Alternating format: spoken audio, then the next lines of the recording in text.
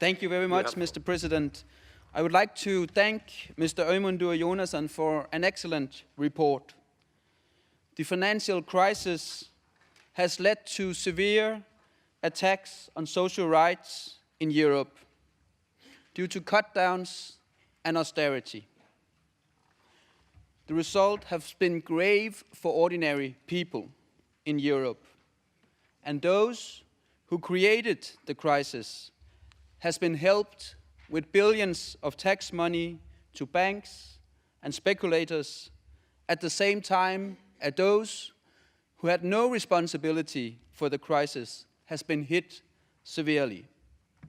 This report sounds the alarm, and we should listen to this alarm.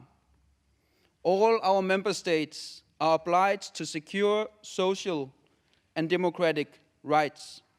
But as this report highlights, far too often these rights are forgotten, both by our government, but not least also by the EU Commission and the EU economic governance.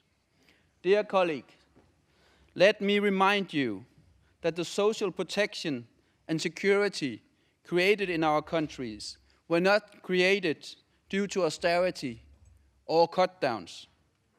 It was created due to regulations of the market, due to the efforts of trade unions and social movements. Generations of organized workers have secured the rights we have today. Especially in a time of crisis, the social protection of the vulnerable should be secured. Looking at Europe today, it's clear that that is not the case.